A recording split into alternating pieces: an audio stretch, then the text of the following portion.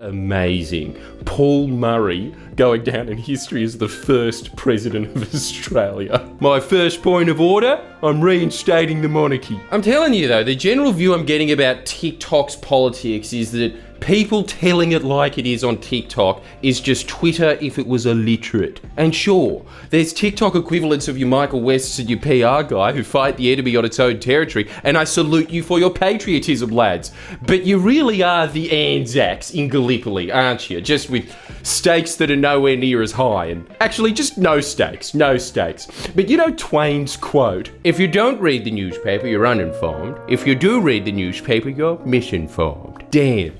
Mark Twain really was the Mark Twain of his time. It's like an 1800s Bill Burr. Is there anything he said that isn't completely on point? I feel like Zoomers are trading getting their information source for some nerd with deep-seated psychological problems that look exactly like Richard D. Natale, for loners with very visible psychological problems who look exactly like if Pink and Fat Bastard had a child. And as the only 100% certified sane information outlet in the country, that scares me. Oh, I'm so scared I need my Mario security blanket. No, that won't do it. I need my sane juice. Where's my sane juice? Ah! The Windex Challenge. There comes a time in every creator's life when they say, I've got an idea for a t-shirt. I have an idea for a poster. The Windex Challenge. I actually did spray some of that in my mouth. And see, if you want to see such hilarious antics live, I have a question for you. What does Sydney, Perth, Canberra, and Brisbane have in common?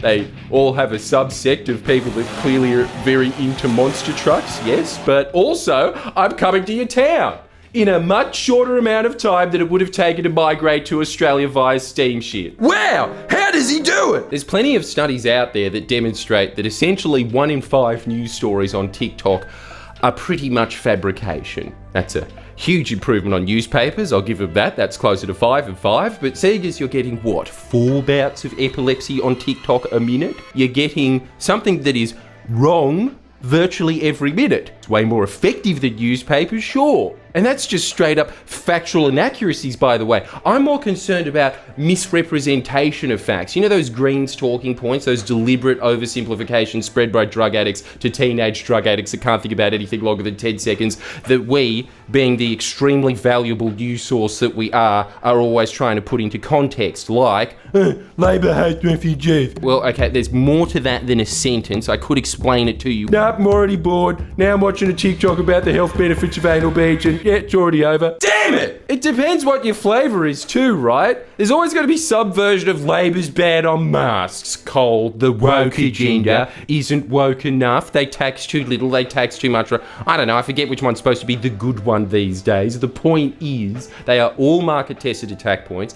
that you see echoed on all social media in different little enclaves, and the overall objective of seeding these micro points into these micro communities is to disable competent government. I'll go into this more in another video, but this death by 1,000 cuts strategy is not new. Only the platforms that are able to spread these misrepresentations are new, and they can spread them quicker than at any point in history, and there is a never-ending supply of dimwits perfectly willing to unwittingly spread these government-crippling ideas for free. And TikTok is the absolute bottom of the barrel, used by developing brains that are simultaneously devolving thanks to TikTok, who, because they have no attention span now, they just missed out on the fact that I had a moustache appear on my face for 3 milliseconds.